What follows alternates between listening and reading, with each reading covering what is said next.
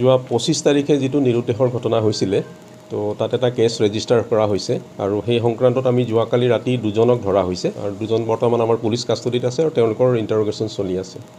হিমাংশু কাকতি আৰু অমূল্য লহকৰ তেওঁলোকে এতিয়ালৈকে কৰা নাই কিন্তু আমাৰ সোধপোছ চলি আছে হয়তো কিবা ওলাব পাৰে বাকী কেইজন এতিয়া পলাই আছে তেওঁলোকে যেহেতু গম পাই গ'ল আচলতে আৰম্ভণিতে কেছটো মানে কম্প্ৰমাইজেই কৰিছিলে 25 তাৰিখে মই গুৱাহাটীৰ পৰা আহিছোঁ আহি যিখিনি মই গম পালোঁ ব্ৰিফিং মই লোকেল অফিচাৰৰ পৰা যিখিনি ল'লোঁ তেওঁলোকৰ মতে 25 তাৰিখে কেছটো কম্প্ৰমাইজ হৈছিল এক্সিডেণ্ট কেছ হিচাপে কোনোবা এগৰাকী ধৰ্মেন্দ্ৰ নাথ বোলে তেওঁৰ মাকে অলপ পইচাও লৈছে বুলি কৈছে কম্পেনচেশ্যন হিচাপে পিছত আমি দুজনক আমি ধৰিছোঁ কৰায়ত্ব দেখা যাওক কি হয় ধৰ্মেন্দ্ৰ নাথৰ মাকে দিছে ধৰ্মেন্দ্ৰ নাথৰ মাকে গুগল পে'ত দিছে সেইখিনি তদন্তত ওলাব যিহেতু এফআইআৰখনত 3জনৰ নাম আছিলে আৰু বাকী অন্যান্য 10জনমান বুলি দিছে তাৰে দুজনক আমি 3জনৰ ভিতৰত দুজনক আমি কৰায়ত্ব কৰিছোঁ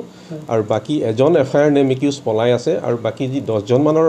কথা কৈছে সেইখিনি ইনভেষ্টিগেশ্যন যদি দোষী প্ৰমাণিত হওক যোনে নহওক আমি ধৰিম বিজেপি হওক কংগ্ৰেছী হওক এজিপি হওক তেওঁৰ সন্ধান আমি পোৱা নাই এতিয়ালৈকে কিন্তু সেই যিটো জেগা আছিলে তাত মই যিহেতু ঘটনাস্থলী মই দেখা নাই যিটো মই শুনিছোঁ তাত পুখুৰী আৰু নদী এনেকুৱা ধৰণৰো আছে তো সেইখিনি কালি আমি আকৌ ভালকৈ চাৰ্চ কৰিব দিছোঁ SDRF লগত লৈ পেলাই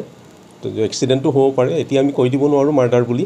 তো দুইফালে আমি ৰাস্তা খোলা ৰাখিছোঁ আমি সেইখিনি জেগা ভালদৰে চাৰ্চ কৰিম SDRFৰ সহায় লৈ আৰু বাকী টেকনিকেল ইনপুটেই হওক টেকনিকেল ইণ্টেলিজেঞ্চ যিখিনি হয় সেইখিনি তদন্তত সম্পূৰ্ণকৈ আহিব আৰু আমি চেষ্টা কৰি আছোঁ